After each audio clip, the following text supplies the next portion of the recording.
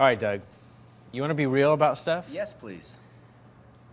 One of my biggest problems with your God Yeah? is that if he's so good, why is there so much suffering in the world? I mean, you look around like homeless people, you know, millions of kids dying in Africa from lack of food, you know, like oppressive governments. Like, how can a good God that's so good allow any of that?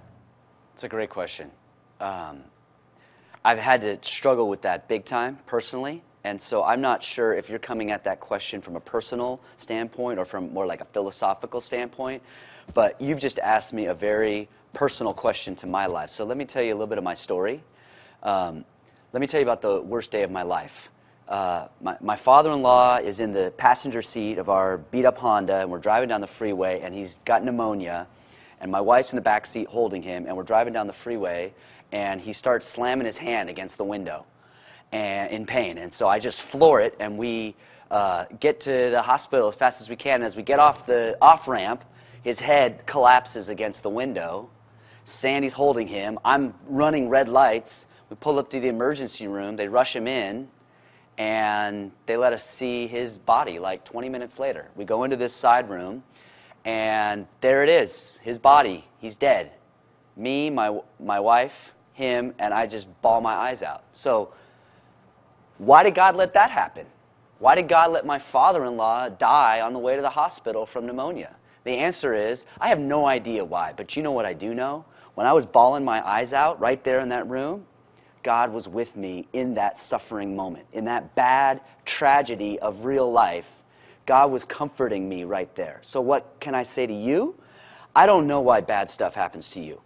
I don't know why bad stuff happens to me, but what I want to know, what I do know is that God is with me, and I need a compassionate God with me when life turns sour.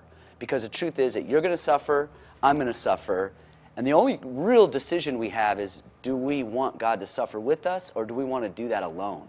Wouldn't you rather have a compassionate God be with you when things turn south, or you want to go that alone? What do you think? I mean, tell me about something bad that's happened to you. That's what's happened to me. How about you? Yeah, I mean, of course we would want a God to be with us when bad things happen.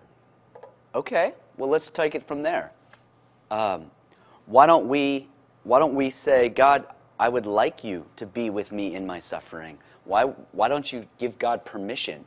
Say, you know what, God, I don't know if you exist or not, but if you're out there, I would like to have that comfort and compassion when I go through hard times. That's a risk. Would you be willing to take that risk? I don't know. Okay. Sometimes I ask my friends if they'd let me put my hand on their shoulder and just pray the touch of God. Would you be willing to let me just put my hand on your shoulder and pray and let you have an experience of the touch of God? I realize it's a little bit weird to do it, but that's how God shows up. What do you think?